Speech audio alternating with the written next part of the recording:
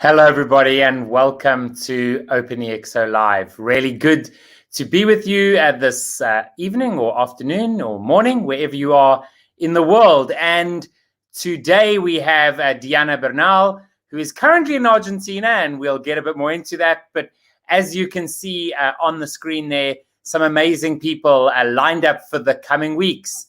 And before we get Diana onto the stage, I do have a few words from some of our community members about Diana. So we will start with this one from Oscar, and he just said, Diana inspires the teams where she leads and collaborates with passion. Her purpose is to empower by educating children to transform the world for a better future.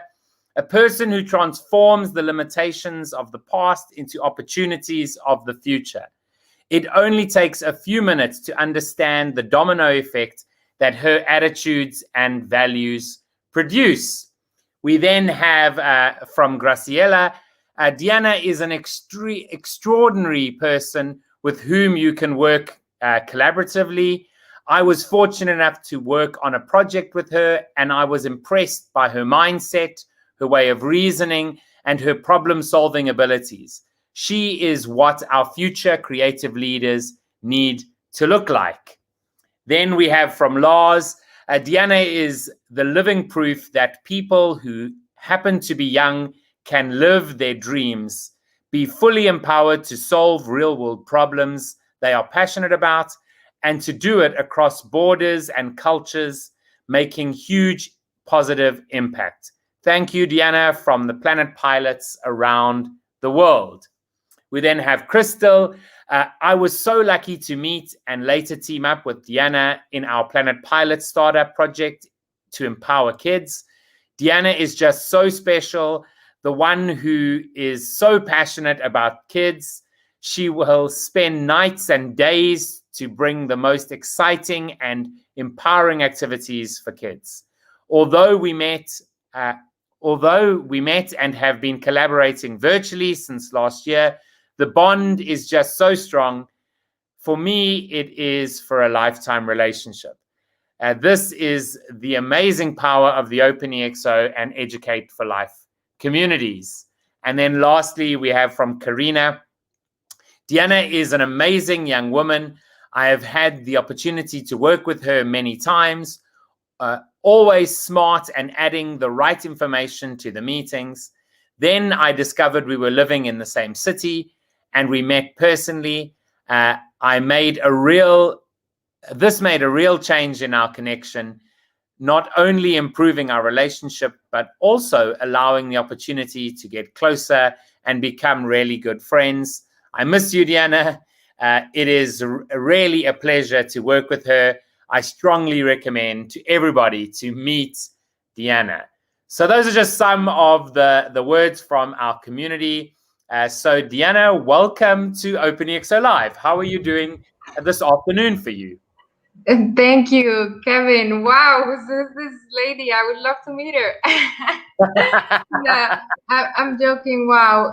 Thank you very much, Oscar, Graciela, Lars, Kari. It's really been a pleasure, and really I would like to thank OpenExO as well, because it's really been the ecosystem that's opened so many doors to me to meet amazing people, to really work in projects of impact, and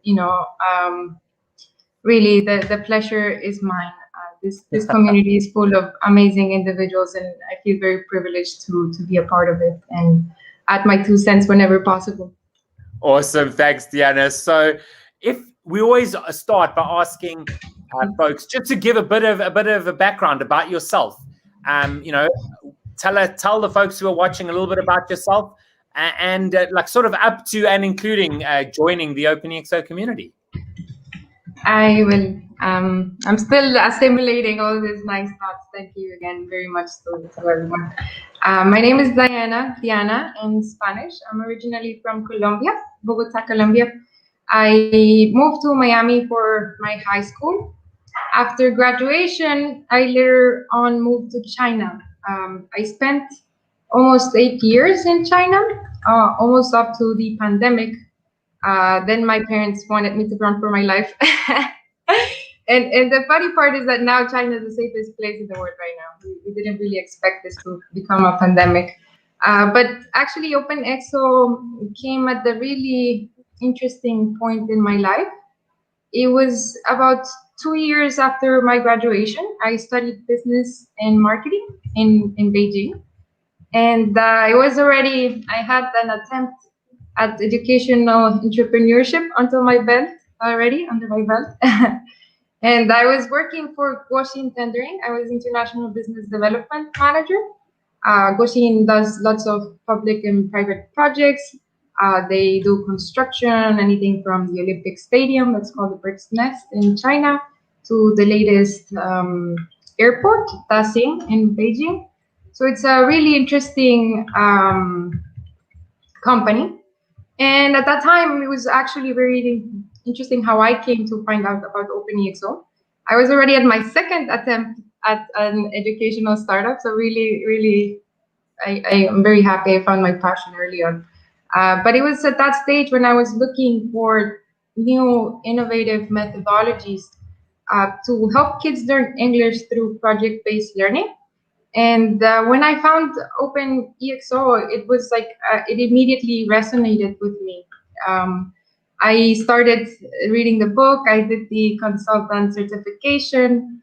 I started to get involved because I just saw so many opportunities between education, cuisine, and bringing EXO to China in general. So that's when I met you, Kev. Actually, you're one of the first community members that I met. And then I met Lars. Lars Lin, he's a core OpenExO member, amazing individual. Lars had done businesses in China. His wife happens to be Chinese as well. And within these conversations of figuring out how we could collaborate with China, we also got to share about our passion for education. Lars is the founder of Educate for Life. If you don't know about it and you are passionate about education, it's a community that you should be in. It's full of passionate individuals who just want to come together and contribute to disrupting, what we know as education. So do join that. It was actually from there the Planet Pilots came to be. That's my start of my current main focus. But it came, Educate for Life came to my life precisely at a moment where my educational startup in China was pivoting into an investment platform for EMBA students. This was a completely big pivot, very much pushed by my investor, who happened to be the general manager of Guoxin. So again, there was just lots of OpenExO that I knew sort of like I had to assimilate all of this, right? And so I joined Planet Pilot. It's been, I think, the best decision that I've made. I took you could call it a leap of faith by stepping down on my startup in China. But the crazy part is that OpenExO hasn't just given me that. It's really, opened so many doors as well. I've gotten to collaborate in really interesting projects. One of the very first one was the EXO challenge, not the very first one, but for Colombia, and what is now Purpose Alliance. But in that challenge, I was part of the organizing team, and I got to meet a really interesting community of Colombians that are part of the EXO community. In there, I worked with 14 members of Brutanio. I became an ambassador of Brutanio. Brutanio is this amazing ecosystem that's working to boost the innovation ecosystem in Latin America. It's grown from that. They're using a token as a means to exchange services. So really interesting community, again, just trying to redefine, what is possible in our current reality. But I met the Brutanio team. I was part also of organizing the company builder. You have Pedro coming up next on the EXO Lives. That was another amazing initiative. It actually broke, I think, world records in terms of collaborators and startups coming out of that acceleration program. Wow. In there, I also collaborated with Karina, who happened to share her amazing recommendation here, we could call it. But Karina was leading with me the educational vertical for Company Builder. Yeah. So again, all of these experiences were really rewarding to me in terms of me being able to collaborate with teams, all over Latin America that were really working together. Hey, how can we change our realities, right? How can we collaborate and use education as a means for change? So it always felt really nice to be able to share at least the knowledge that I've gathered from my entrepreneurial experience and my ExO consultancy experience as well. So yeah, I was part of the company builder. I'm trying not to forget here big projects, because it's just every project that I think that comes out of the community really has as its core the value of transforming, the world. And so yeah, I'm just deeply grateful to be a part of many of them.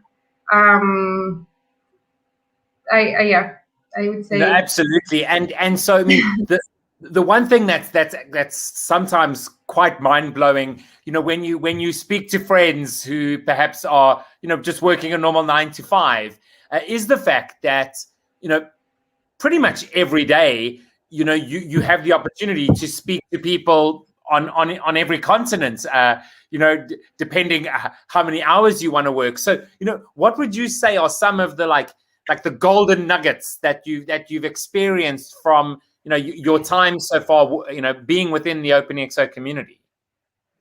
That's a great question, Kev. I would like to thank OpenExO. Really, I think like the biggest golden nugget that I've gotten, it's how it's helped me change my view of the future. I love the example, the typical EXO example, where if you take 30 linear steps, you get 30 meters, right? Far. Yeah. But if you take 30 exponential steps, you get 27 times around the world. Like, to me, that was just a really interesting concept to try to visualize. And it's not just that, but again, that there are so many different technologies, exponential technologies that are converging. And so to me, it really helped me shape how I view entrepreneurship and how I come about with my consultancy focus, right? And it's how can we, look at how this technology will disrupt your sector, right? And then work from there to come up with an MTP and the attributes to how to get there faster, cheaper, more efficiently, right? It's just that it was really inspiring for me, especially coming from Colombia, because it's usually very difficult, or it seems impossible to see a third world country rise because of the need of scarce resources, right? Because how long it takes to change these things. But then comes, Salim, I like his quote saying that if you're starting something, why don't you start an EXO, right? Why don't you think about how can you leverage the abundance, right, around you to help get there much faster? And education is a big part of that. But it's also about the community. I forgot to mention the majority of projects that I did mention that I was a part of were.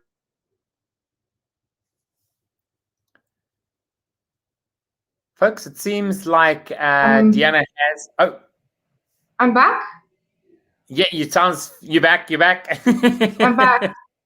Yeah, I saw things sort of shut down for a second. No worries.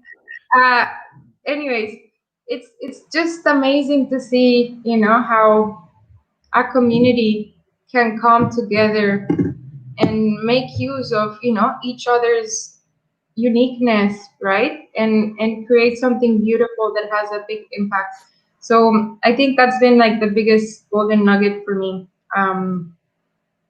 Now you've mentioned a few times the word MTP, and of course, usually the people watching are people within our community who know what an MTP is, but that stands for massive transformative purpose. And so, for you personally, could you share your MTP and how you have come about working on it? It's quite a toil. I know some people, it takes them a long time to stick to one, or they realize, wait a minute, I've actually been doing the wrong thing, and I had to make a change. But so would you like to share that with those who are watching? Yeah, it's a journey. I think actually my specific case can serve as an example of how it's a continuous process, right? I started with my MTP as, I believe my first MTP was making personal and professional development accessible. And then it was actually Crystal, the co-founder of Planet Pilots, who was helping me think like, that sounds kind of right, but it's not really driving me to help you, right? Like, let's try to tweak it and make it more interesting. And so I started brainstorming around it, like what would that create, and what would that future look like if such a thing came to happen. And so I later on pivoted to spreading passion for life in everyone, because I think that that's what personal and professional development allows you to do, right? I have a feeling that the system, the social system that we live in, it's encouraging people to find things to do, right, to maintain yourself. And so we're like stuck in these cages of working for something that we don't find meaningful, right? And if we think, through the history of humanity, it's always been about a contribution, right? Like I contribute this, you contribute that, and we have like some sort of shared value that we're getting. And it's starting to become about a reality where people don't know what they want to contribute, right? They don't think they can contribute something special, something unique. And so it again gets back to that doing. Okay, then there's no jobs. The government needs to find me something to do, right? And it's not about that. It's like, how can we create a system where people can be creative, find their unique contribution to the planet, right? And yeah, so I'm very passionate, as you can see, about this topic, but it is my MCP. No, I mean it's fantastic, and as Salim often says, he believes that the future is actually about aligning MTPs, right? And I think before we can align those MTPs, we need to let people know that they're allowed to have MTPs, right? And that, I think, that does start with passion, right? To find your purpose, you need to know what you're passionate about. And it's really interesting because your MTP sort of dovetails with mine, which is unlocking positive human potential, right? So having traveled a lot, and I know you've traveled a lot too, you see so much potential in the world, and especially when you travel to developing countries, where people might feel that there's scarce resource, there's not enough. You see people who could have so much, who do have so much potential, yet they don't build that passion because they just have to live, right? So you maybe get a 9-to-5 job because you have a family to feed, and like you say, it's quite unfair, right? And so I think we align quite a lot there around the fact that if people understood their purposes, their passion, etc., we could have a much better world. I'm sure you'd agree. Definitely, a much happier world for sure. Yeah, absolutely. So now, one thing you've mentioned a few times is Planet Pilots. So would you like to share a little bit more about Planet Pilots? And we are going to have a Future of Education live stream happening sometime probably early June, which we're going to be speaking to Planet Pilots. But could you share a little bit about Planet Pilots? Yes, I'll be happy to. Planet Pilots is actually a really interesting initiative because it came out of ExO Sprint. It was hosted by Educate for Life. Again, it's a community that not only unites people passionate about education, but they provide them ExO resources to actually give them, at least increase the probabilities of success. So just to share a bit about the process and how ExO has actually helped us shape where we're going today.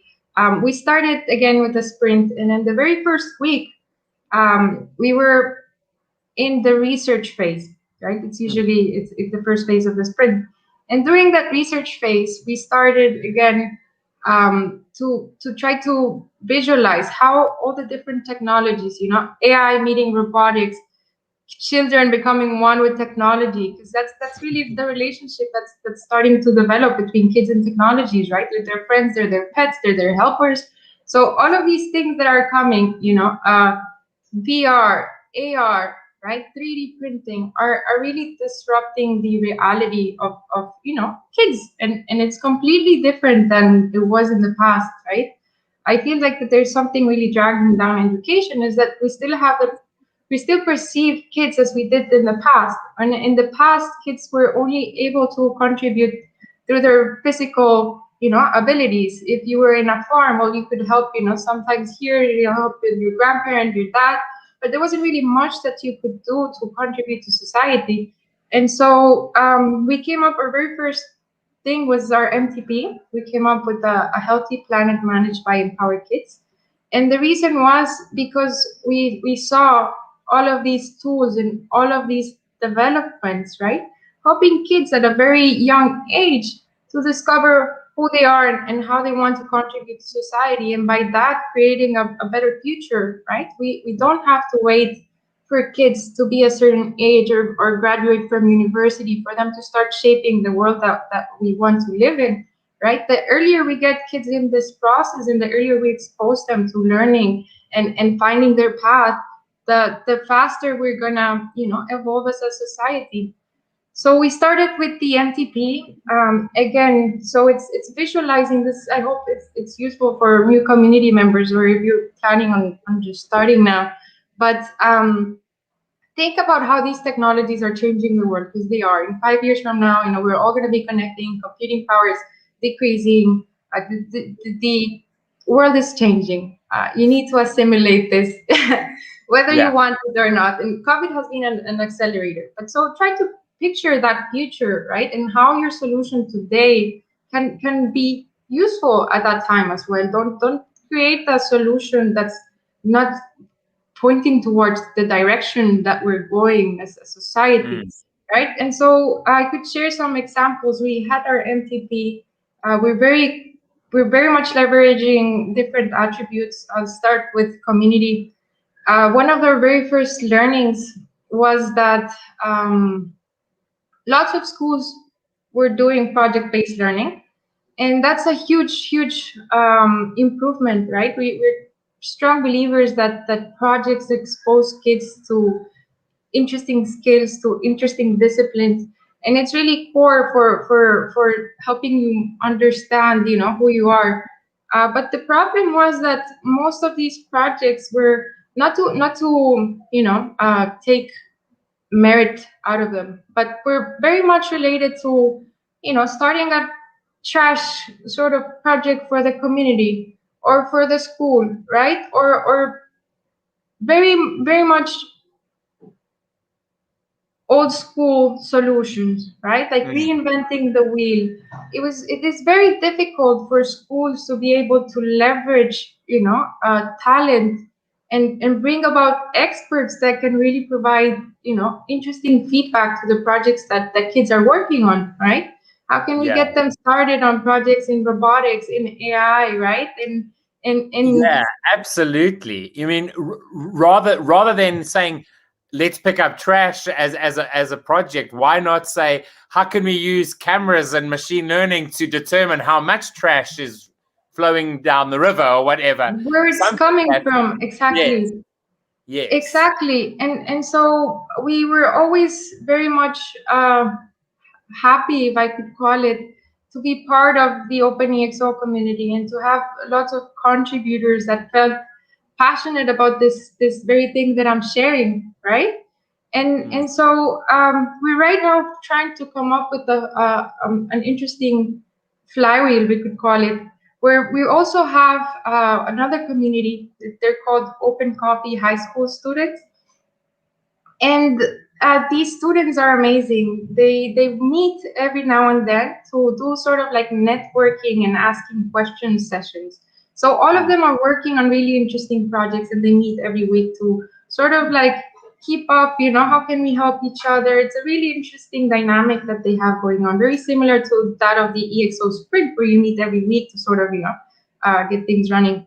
But we've started to bring them into the picture as well, right? Like how can we add value to each other? I think that's really what's nice about businesses now. And it's not so much about competition, but how can we make the pie bigger, right? How can we collaborate, share resources, and create something that it's really valuable? So the Open Coffee high school students are now facilitating some of the sessions of the pilots in between the projects, right? And we really want to open doors to them, to the OpenExO community, right? Because these are high school students that are working on really interesting projects as well. So these are all ideas, but it's like, how can you think of, again, what resources are available, right? What is the abundance out there that you can help channel or funnel? So community is a big attribute for us. Everything we do it's I would call it open source. Even we're very much about collaboration and co-creation. One of our first missions was actually to co-create 1,000 ways to empower kids. So yeah, if this resonates with you, please do reach out. But another big attribute that I could mention perhaps is engagement. I am a big believer of the power of engagement and gamification. I think that there's lots of solutions out there that are very much function focused. So people need them. That doesn't mean that people want to use them, right? Yeah. And so engagement treats these really interesting. What it's like, it helps you craft your experience in a way that it does encourage and motivates the users to take the actions that you want them to take, right? Or that you've designed the solution to do. And so for us, if I were to back up a little bit, again, we started by realizing the amount of impact that real world solutions could bring to the spectrum of education. But it wasn't an end on its own, right? Our focus was really, how could we use these projects, right, as a vehicle for them to learn from their mistakes, right? From them to get motivation out of it, um, drive them to find out, hey, am I in the right path? Am I in the wrong path? So again, in the very beginning, we had projects, right? And it takes a lot of motivation to finish a project. It's a long time, right? And so we started thinking, okay, how can we use engagement? How can we use gamification to craft an experience where, there is reflection within the projects, right? Where you can track, we're very big believers in opening doors as well. So where you can track the skills that you've put to projects, right? And not just that, but also add another layer, right? Of how can we help them assess how they felt while doing those projects, right? So this can all be done with really quick, tracking mechanisms that you can check your mood once you finish. But the goal being that after you can look back and reflect upon, am I in my right path? Because the fact that you're doing something and that you're successful at it doesn't necessarily mean that it does you any good, right? If I look at this, I'm doing very well, but 70% of the time I'm feeling bad about it. I'm not feeling good of doing this. And something that I devote 20% of my time, it's like I'm 90% of the time happy doing it, right? Then it's like, how can we use these different game techniques or functionalities to help them sort of like get to these knowing themselves goal, which is what we wanted to focus on. So yeah, it's always about, again, seeing, what can you use, how can you leverage AI to facilitate this, right? What are the right user interfaces? It's all sort of like a discovery journey that we're going through, but it's really been, OpenExO methodology has really been a pillar for helping us craft or draft that path. That's so amazing to hear, and really excited to see where things go into the future. Now, time has flown past, and we have reached the end of today's live stream. So, as a final word, what would you like to share, Diana, as we send you on your way to continue working today? Thank you, Kev. Let me think about this. Yeah, if I could close it, I would like to close it on an optimistic note. The fact that all of these technologies are growing at a fast pace, it doesn't necessarily mean that the barrier of entry is getting higher, right? Like there is a big example, Unreal Engine, lots of technologies that are becoming more accessible, they're becoming cheaper. They're taking down all the learning curve that was needed for you to come in. And so now, even if you're not sure about what you want to do, right? What do you want to start? It is really the time. There is not that many experts. Things are changing dramatically every year. And if you find your passion, if you find something you would like to learn about and spend time researching, you're just in time to, get started and really think, how can I use this to, be of use and contribute, again, the big word being here, contribute value to society. So yeah, I would encourage you to, be optimistic about, how can you contribute value to society. Absolutely, I couldn't agree more. Sometimes my friends and family maybe get a bit sick of me being so optimistic. Yes, there's problems in the world, but we have so many solutions. We have so many amazing people like you, Diana, and others in the OpenExO community and outside of the community that are really doing amazing things. It's always fantastic to chat to people from the community, to hear what you're doing. So thank you for joining us, and we'll see you again soon within the community. And early June, I think you'll be back for us when we speak about Planet Pilots and talking about the future of education. So that'll be another live stream. I do love these live streams. So thank you so much, Diana. And yeah, we'll see you again soon. Thank you, Kev. Have a great day. Bye-bye. Bye-bye.